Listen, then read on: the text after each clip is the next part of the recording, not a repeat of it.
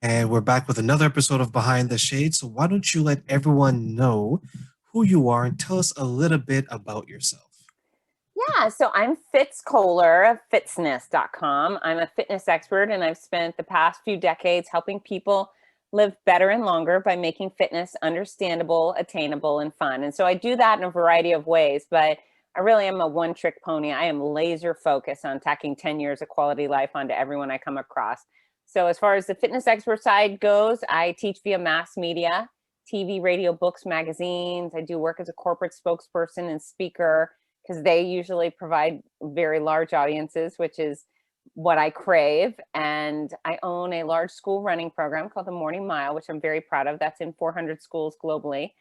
And I'm a race announcer. I announce some of the largest, most prestigious running events in the United States: Los Angeles Marathon, Philadelphia, Buffalo, OC, Big Sur marathons, the DC Wonder Woman and Batman Run series. So I man the start and finish lines of these incredible events, and I make sure all of our athletes are engaged, informed, entertained. I whip our athletes into a frenzy at the start line, yell go. They leave, which makes me sad because we were having so much fun. And then I move over to a stage at the finish line, and I try to make sure every single athlete feels like they won the race when they cross that finish line. And normally I can call them out by name thanks to technology. Last but not least, I'm an author. I have just released my second book, My Noisy Cancer Comeback, which details my recent battle with the big C, which wasn't a lot of fun, but I did it. Hooray! Thank you. And that's such a wonderful history. And I looked it up and the morning mile. Tell us a little bit about that because I found that very interesting that you're doing this with children, I believe, right? You're walking Absolutely. and running before school? Yeah, yeah. So I created the program in 2009, and it's the only all-inclusive program in the world. So there's some programs that say only girls or only boys or only kids this age, etc. And my program, I want every child to participate every day. With the Morning Mile, those schools give their students 30 minutes before the school day starts to come out and just walk as little or as much as they want, run as fast as they want. We invite their families and the faculties, and man, we just make it welcoming, uh, fun, and rewarding. And quite often, we have elementary school students doing 700 miles a year. Uh, Elementary schools doing 20,000 plus miles a year. We also are in preschools, middle schools, and high schools. Elementary school seems to have the most enthusiasm, so the bigger numbers are there with the younger kids. But I truly believe that if we teach kids these very basic habits of just start your day walking or running. And walking for most of us is a skillless activity. It's something we know how to do. You don't really need any equipment. And if we could get them learning this habit today, they can continue it in their 20s, their 40s, their 80s, their 90s. And it's certainly a better solution to start kids out and teach them how to be healthy as opposed to trying to fix sick people with horrible habits. I agree. And I remember when I was in middle school, it would take me about 20, I'm trying to remember, about 15 to 20 minutes just to walk to school, Oh, that's a good right? exercise. That's I great. I loved it. It was like, and it felt like a little game because I would be, because I'm the one who always likes to arrive early. So I'd leave a little bit early, get my backpack on, and I would go pick up my friend. So by the time we would walk the last 5 or 10 minutes of school, there was like five of us, six of us, right? And it's like you're just collecting your friends along the way. And that's why when I read that part and I found out that you're doing that, I found that so amazing because it brought me back to my childhood because I enjoy walking. If I could, I walk in my neighborhood. It's in the suburbs. You probably know how it is. People drive to the mailbox. So, I got it. so I would walk to the mailbox. I'd walk to the store. It was a good way for me to clear my thoughts. And I touched this with you. How important is it to you, Fitz, that you know you're making this kind of difference to children at such a young age, and you probably are helping a lot of them develop beneficial habits? Well, I can tell you that I definitely am helping, and this is out of all the wonderful things I've done in my career, and I have done an extraordinary amount of things. I know you looked at my website and saw my media page. There's absolutely nothing I've done that's more important than the morning mile. In fact, hopefully in 60 years, 70 years down the road, when I do kick the bucket, I want morning mile on my tombstone. That's a guarantee. It is certifiably the most important thing I've ever done. I'm very proud of it. Do you have a version of that for like adults or let's say older adults, or is it strictly for children? So that's a great question. I actually have some senior living facilities that are very interested in bringing the morning mile there, and we were working towards that when COVID hit. So hopefully, when the world restarts and we get a little more back to normal, we'll get the older folks active too. Because you know what, it's just about coming together, and like you said, it's social. Sometimes adults feel like exercise is punishment. I have to go running. They'll say, sorry, I can't be there. I have to go running. My morning milers, they don't have to run. They get to run. It's a privilege. They look forward to it. In fact, they're knocking on their parents' heads in the morning saying, wake up, mom, wake up, dad, get me to school early. I want to do the morning mile. I want to earn my rewards and see my friends. So yeah, it's perspective. And yeah, that with morning mile, we bring joy to physical activity, and it's really special. And I think for those who are in the long-term care homes, um, it appears that it can be at times lonely, right? Yeah. So to have this camaraderie amongst them, they're walking at their own pace, because I think that's a part of it as well, right? Where you're social, let's say you and I, we flash forward 30, 40 years from now, and we're in a situation in a long-term care home. I would love for there to be something that would unite us that way. We're like, you know what? We grab each other, we grab a couple of our friends, and we just go for this walk around the block, walk around the neighborhood.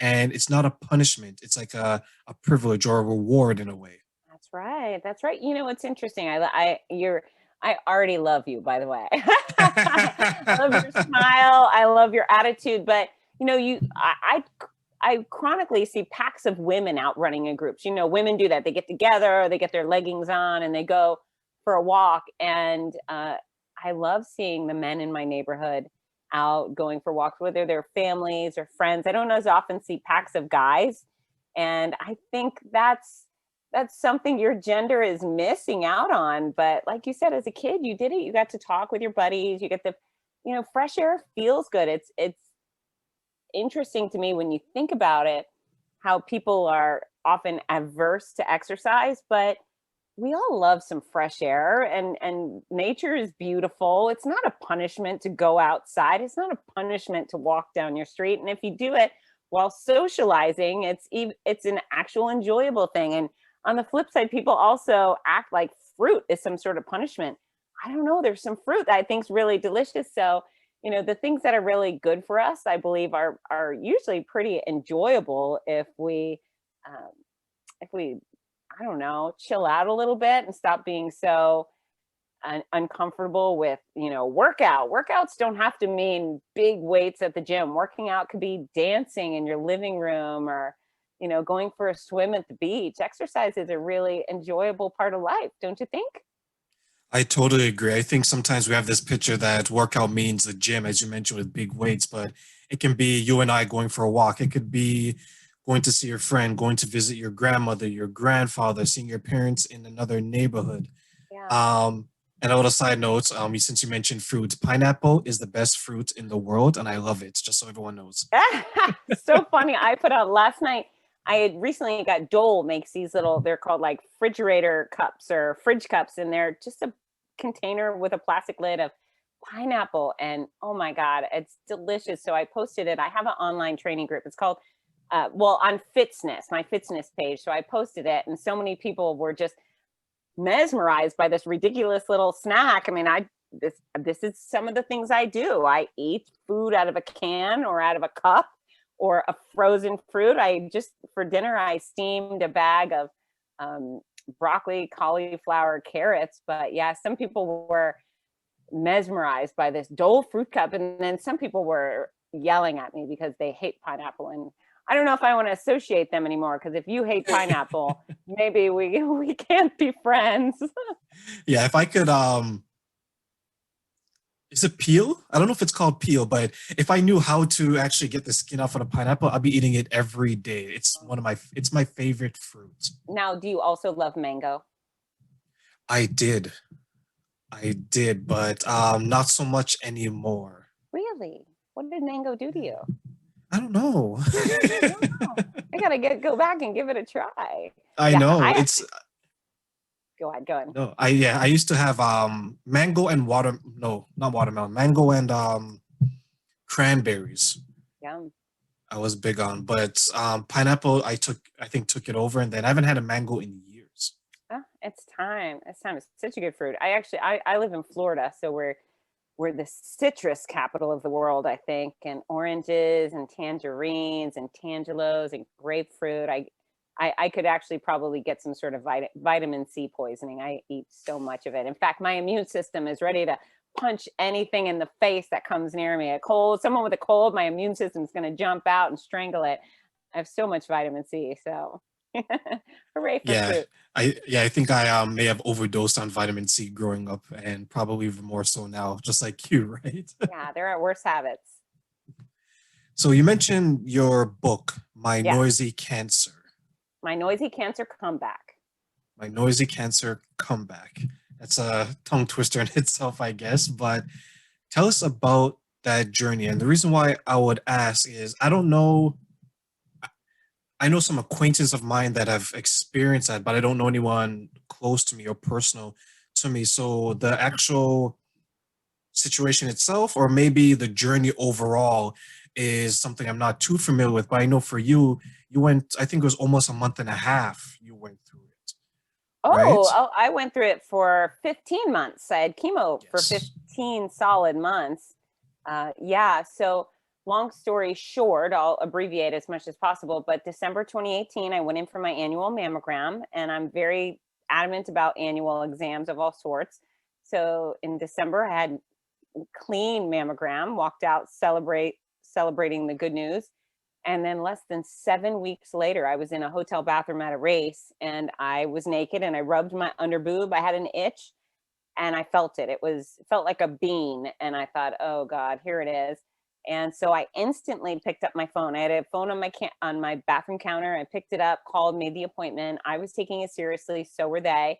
And I encourage anybody else who finds any red flags in their body to address it. You know, I didn't cry and call my mom and cry. I didn't Google it. I just called my doctor. So whether you're having chest pain or you find a weird black mole on your arm or you find a lump somewhere, call your doctor. You got to do it. And so thankfully I did because I had a very aggressive, fast moving type of breast cancer. And if I had waited, I'd be dead. You'd be talking about me instead of to me. So within a week and a half, I had an official diagnosis. A week and a half later, I started chemo and I went through what I was told is the most toxic combination of chemotherapy drugs they give to anybody. And so I was so sick. Oh my gosh, I was so crazy sick. And I did that type of chemo for 5 months. And then I had another type of chemo for 10 months, which also wasn't a walk in the park. And I had 33 rounds of radiation. I had a few surgeries. So I had the trifecta of cancer nonsense. But the reason I wrote the book was for a few things or a few reasons. Number one, nobody tells you what really goes on with cancer care. And so quite often, you know, people hear, oh, you're going to feel sick maybe, and you'll feel tired and you'll probably lose your hair. And so I was very sick and I was very tired and I did go bald. I had 2 feet of long blonde hair. It used to hit my waist and then all of a sudden, nothing. You know, I was Mr. Clean. And so those things were hard. They were very hard. But then there was all this weird stuff that started happening that it was unexpected because nobody tells the truth. Nobody shares the gory, juicy details. And that's what I went into in the book. So, for example, my eyes changed color. Nobody told me my eyes would change color. That was crazy. My fingernails, they can be very brittle. They were ripping off and they were rotting out while still on my hands. So I had rotting fingernails, and anytime I touched my face, I was hit with the stench of rotting fingernails. I mean, just bizarre stuff. I had rashes all over my face. And then eventually they left my face and they went to my neck, which I was appreciative of that. But there was just so many crazy things that continued to go on. And I kept thinking, why doesn't anyone tell the truth about this? And then I thought, oh my God, this is hilarious. So yes, I was suffering. Yes, there was pain and misery and tears, but it was overall kind of funny to look back on some of the wacky stuff that went on in my life. And then between the crazy side effects, I still was getting on a plane almost every single weekend, traveling across the United States to announce these massive running events. And we went through some crazy measures to keep me on my feet. I would fly from Florida to California or New York, and I'd get off my flight, and someone would pick me up and instantly bring me somewhere to get IV fluids, or there would be nurses waiting in my hotel rooms to give me IV fluids so I wouldn't be dehydrated, so I could stay on my feet. It was just, I could have called it Adventures in Cancer Care or Adventures in Breast Cancer Treatment, but so it's like some of my chapter titles. One is called The Bright Side of Poop on My Face, and that happened. And then there was another chapter, it's called When Things Go Wrong, Don't Go With Them, Naked in the Airport. And I was naked in the airport during a crisis. So it was a wacky adventure. And then the other reason I wrote the book is that, you know, I made the choice from the get-go that I wasn't going to sacrifice my career or time with my kids. I just chose, I'm not giving it up. And so if I would have taken a year and a half off of work and special events, you know, going to see the kids plays and sporting events, nobody would have blamed me. I was so sick, but because I made this decision in advance, I got to thrive while trying to survive. And again, it was super hard, but I had more adventure in my year and a half full of cancer care than most people have in 10 years. And I also chose not to have pity parties. You know, I kept perspective. I always told myself, hey, listen, you're not a 2-year-old with cancer. You know, I'm not a kid. It's not my kid with cancer. Thankfully for me, it wasn't one of the more typically lethal types of cancer. So when I could smile, I did. You know, I would go from crying alone in my bathroom, and then I'd come out, and if somebody said something funny, I would laugh. You know, you don't get extra points for being the saddest, most miserable person in the room or on social media. So I think the choices that I made really benefited me. They benefited the people around me. And now that my book has become somewhat of the handbook or manual for new cancer patients, newly diagnosed, people are buying it when their friend or family members diagnosed with cancer. They're buying my Noisy Cancer Comeback, and I'm getting such a wonderful response from people saying, oh my God, thank you so much. This has really helped me. And you know, I'm feeling braver and bolder now. I know I can do this. And that's an awesome gift, right? Absolutely. And it sounded like you had a lot of courage when you were going through this and that you were determined to beat it. Um, for the 15 months, was it Yeah. always that way, or were there times where you thought, you know what, I don't know if I can do this, and then you had to regroup and then proceed accordingly? So great question. Right at my diagnosis, I was convinced I was going to die. And it's funny because I'm the most optimistic person on the planet, but I just thought, oh God, I'm definitely going to die. And the reason being is because I'm the girl who does, you know, I have the perfect fitness life. And I'm not perfect by any means, but I do almost all the right things. I've got this beautiful family. I've got this perfect career. I would make the perfect tragic tale of the girl who died young, you know, from cancer. So oh, that was gut wrenching. And then my doctors convinced me. They say, hey, listen, 94% of all breast cancer cases are curable. Your specific type is very curable. So we don't have any doubt we're going to cure you. So I got past that hump. And I think bravery comes in all shapes and sizes. And for me, I'm a medical wimp. You know, I'm afraid of needles, and which is pretty bad because once you are diagnosed with cancer, you end up getting stuck in all these horrible places hundreds of times. So with your port, it's in this thing they put in your chest so they can infuse the drugs right into your heart. It's very weird.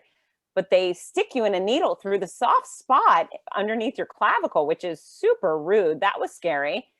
They put needles. I'm gonna go there. They put needles in my nipple before surgery. Like they gave me 6 shots in the nipple.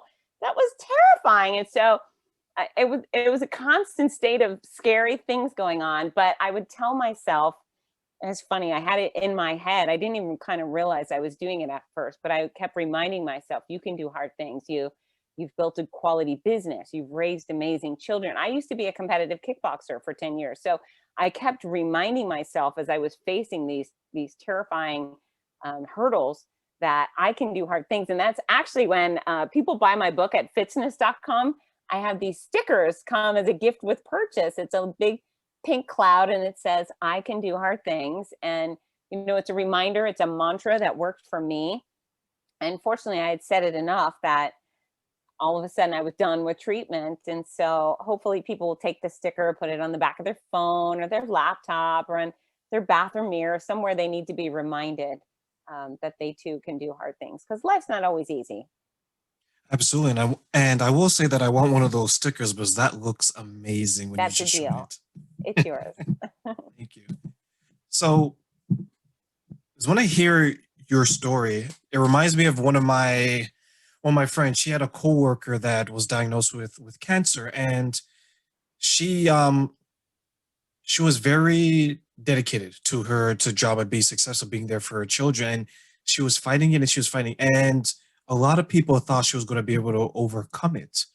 Yeah. And the reason why I asked about your determination, your courage, is because it seems like she had someone that passed in her family, and when the person passed in the family, it seemed to change her because now you can see in her face that she was kind of giving up Yeah. because she had a close family member that passed. And the way that my friend tells me was that that was the moment where I guess everyone around knew that she wasn't going to make it. And shortly, I think it was a few days later, or maybe a week and a half after, she passed from it. But to hear your story where you had that initial thought, but then you decide that, you know what, I'm going to make the best of it. You continue to announce that races, races. To imagine to fly from Florida to California to do all of that while you're going through that. I could just imagine the state of mind. You must have been pretty determined to say that, you know what, I'm going to do this for me. I'm doing this for my children. I'm doing this for my career. I accomplished so much as a kickboxer and starting my own business. I am not going to let this beat me because so many other people have overcome this and I can do the same. Yeah, I mean, I, I I control the things I can, right? So I couldn't control the fact that I had cancer, but I could control which doctors I chose, which treatment I agreed to, and how I was going to live my life. And, we all make choices every single day. And, it's really easy to be a great version of yourself when everything's going right, when you're in good shape and your job is going great and this and that.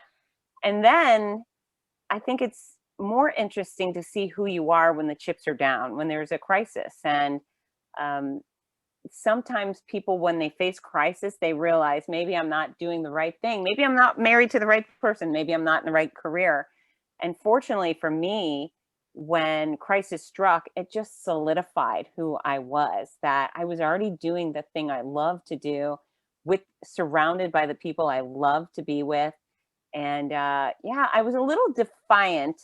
I didn't want to give cancer any of the victory. So I had to announce publicly that I had breast cancer because I knew I was gonna show up on stage as bald. So I didn't really have a choice. People were gonna start asking questions.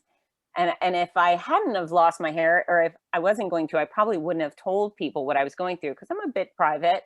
And my job as a service provider is to take care of other people and help them find joy. It's not to be, Debbie Downer, or it's not my job to be the spectacle. But I had to make a video announcement. I said, hey guys, listen, bad news. I was diagnosed with breast cancer.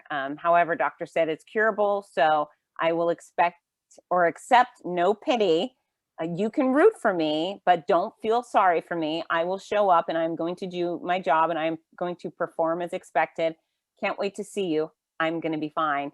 And then, and I look at those videos. The video is actually still on my Fitzness Facebook page. If anyone wants to go watch, it's very cocky of me. And then I had no idea what I was really in for.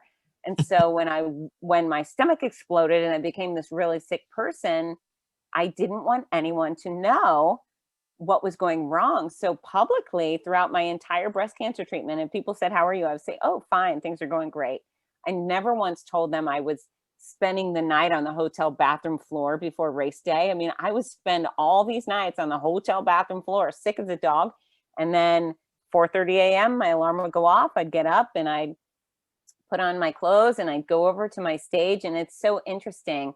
And this is how I knew I was doing the right thing and I've chosen the right career, because the second I stepped on those stages, it was as though someone flipped my on switch and I got to be full force Fitz Kohler again. I got to stand there and like part the seas. When I make noise, the crowd makes noise too, and it's very cool to be able to get 20,000 people jumping up and down like they're in a mosh pit. And so that really fueled me. I was fueled by my runners and my events. And I truly believe the running community was part of my cure. There's a lot of times where things could go wrong. Maybe I was hospitalized after the Buffalo Marathon last year. And again, nobody knew that while it was happening.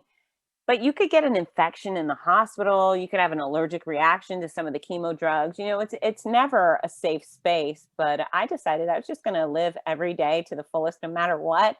And I hope that if I were not able to beat this disease, I'm hoping I would have controlled my last days too. I'm hoping I would have had the people I love the most by my side and my favorite songs playing. And I hope I would have planned out my funeral to make sure it was as fun and bright and cheery as I would have wanted it to be. We all have choices. So, yeah, I love what I do. I do love what I do. And I'm so grateful I did survive cancer, because it wasn't a guarantee. Was your the races and announcing, was that like an escape for what you're Yes. going through? Because that at Ab- that point in time, you're ab- like, nothing, I'm not going through this at this moment. You're in front of all these people, as you mentioned, you have all this energy, and you made an amazing point. And I was so happy to hear it that you said, I'm like how I was before this when I'm in yeah. front of all these people. Tell Yeah. us about that experience. One of the greatest gifts of what I do is my attention is solely on the people that I'm trying to help and support. And so there was no room to focus on my headache or my tummy issues or my fatigue. I'm so fueled by my athletes. And, some of them are super speedster superstars up front, and good for them. I respect them and think they're great. My favorite people are the back of the packers. My favorite people are the people that are severely overweight, or they're wearing a brace on every joint, or they walk the whole way. The people that you look at and think, holy cow, what are they doing at a race? Those are my favorite people. And so to be able to take good care of them, how could I think of me for even a second while surrounded by such gritty, hardworking, wonderful people that are working not only for their own health, but great causes, and they're supporting their community. It just, I have this great gift of service, and it's wonderful to be surrounded by the best people on the planet. So yeah, what a wonderful thing to be.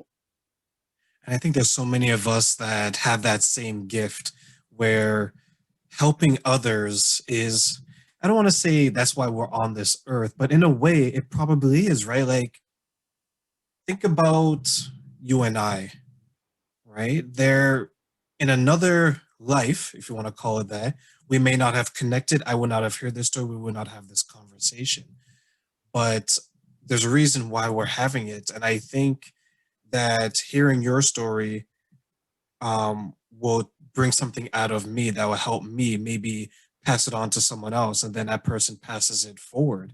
And I think that's what stories like yours are, because you found the strength when a lot of people would have said, you know what, I don't know if I can do this, but you're like, I will do this. I'm Yeah, still going to be the same person that I always was. Yes, I don't have my hair, and I'm right. my stomach is, feeling the way it is, and Cranky. I'm yeah, exactly. Just spending, every other night, or I'm spending some nights on the hotel floor, but it doesn't matter, because as soon as that lights hit me, I'm in front of all those people who I love, and the energy fills the room, I'm able to be who I was before this. So the next generation of women, is there something that you would tell them based on what you experienced? Well, I would tell them to squeeze their stuff first of all, because breast cancer is a real threat to me and men as well. But women in general, I think it's important to stop playing the victim and choose to be the victor. Stop uh, playing that we're any less or we're victimized because we're not men. I think women have so many opportunities and probably special rights over guys. There's things that women can do and say that men can't do and say. And if you're not making enough money, it's probably because maybe you haven't earned enough money or you're settling for less. So, women, get your education, get your experience, open your mouth, stand up for yourself, and make good decisions. Yeah, I think there's an even playing field, and for anyone to sit back and have a pity party because they were born with girl parts instead of boy parts is old news. And we can do better and be better. There's too many women at the top of every game uh, to make any excuses. Excuses are lame. I agree. I agree. I Thank you. think, and it's funny because you hear, I think it's easier to say that, you know what, I can't do this because of a situation that I was put into that's out of my control.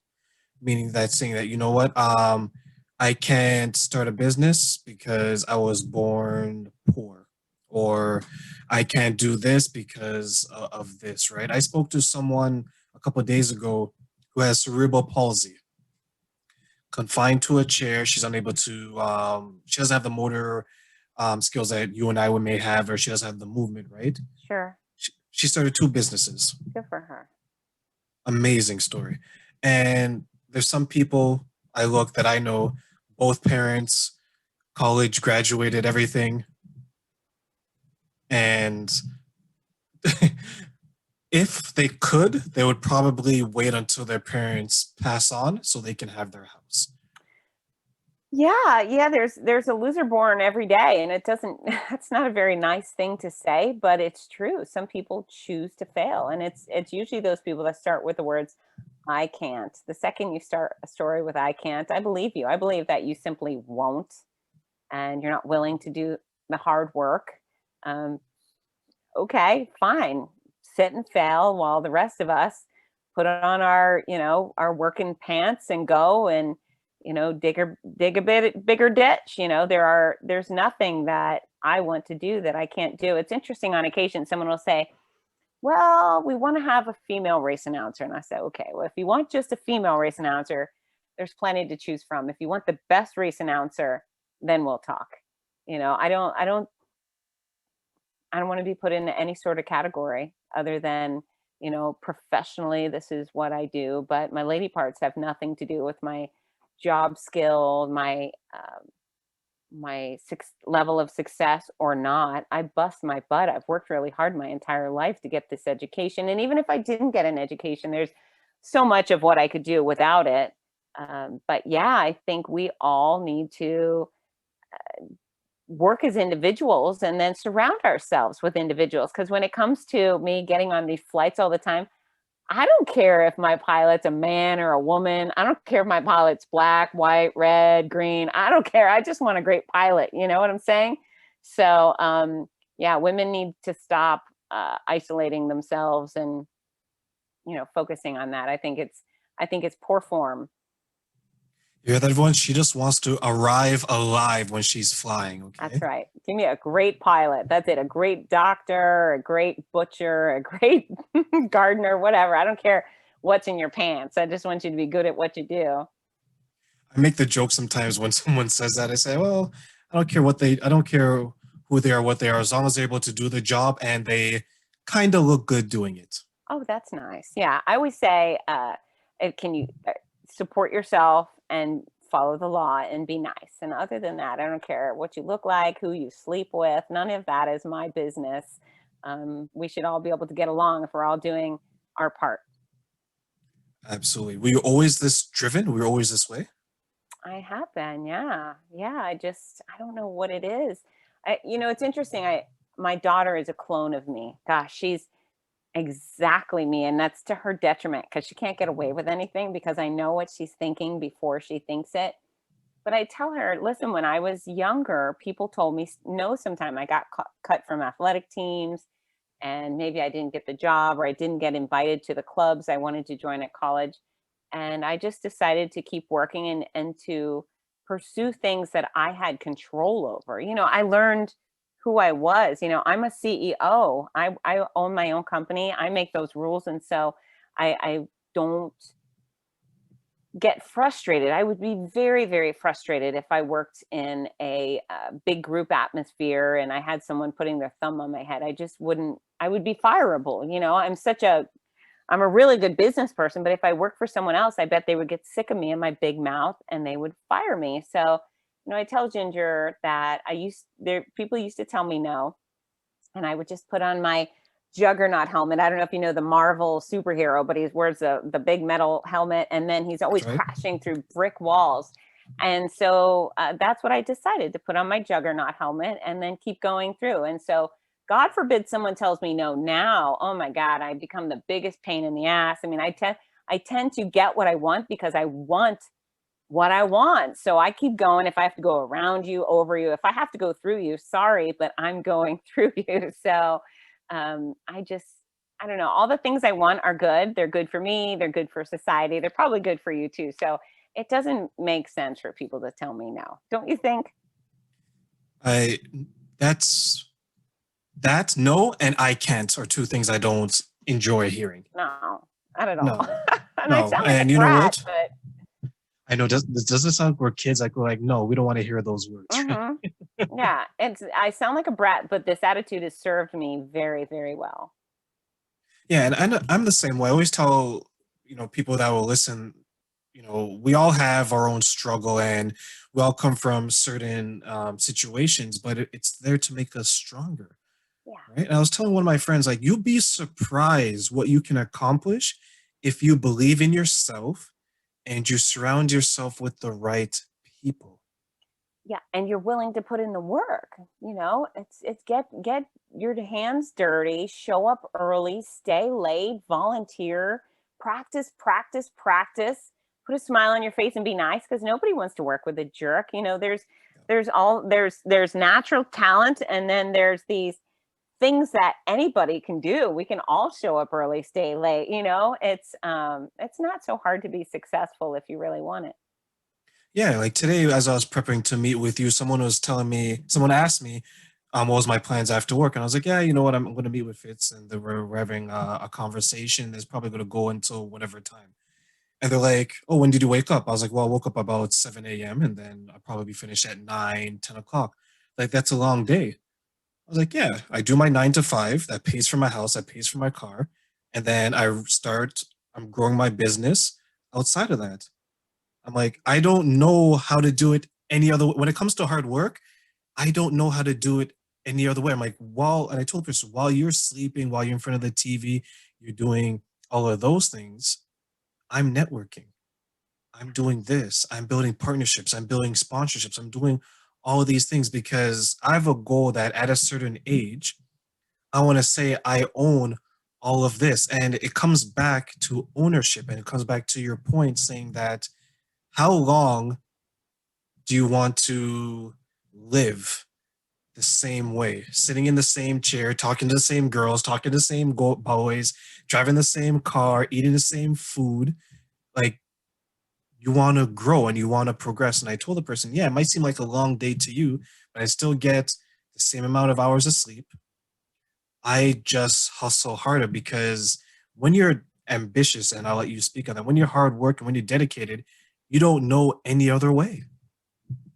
Yeah, I identify with that so much. And one of the things you said about failures is, I think we all have to own our failures, take personal responsibility for the things we couldn't achieve, because you can't own your successes unless you take complete ownership of when you blew it. If you didn't get the job, if you didn't get the account, if you screwed up and ruined the account, whatever it is, stop pointing fingers at anybody else. And again, I can't blame any of my failures on being a girl. I can blame my failures on being real stupid and making bad decisions. But yeah, I have failed, and that's why I succeed. And so, yeah, I there's nothing that supersedes hard work. And like you said, I'm the same way. I don't sit around and watching sitcoms. On occasion, the TV's on in the background, but I can never follow a show because I'm too busy on LinkedIn. I'm always hustling, and I'm a hunter. I love doing business. I love getting new speaking engagements or a new race announcing job. I loved creating my book. And on Friday afternoon, I may sound like a nerd, but I can't wait for Monday to come back because I love doing business. It makes me sad on a Saturday that if I send an email, someone may not respond to it because they're out boating or whatever. I feel like, come on, let's play. I enjoy the work world. And on the flip side, I also enjoy playing. I love water sports, and I love animals, and I love music, and I play just as hard as I work. I think it's good to have balance. Since you love animals, do you own any pets? I do. I do. I have a beautiful dog, Piper. She's almost 12. She's half Labrador, half Greyhound, half Princess. She's amazing. She's very fit still, very muscular and athletic at 12.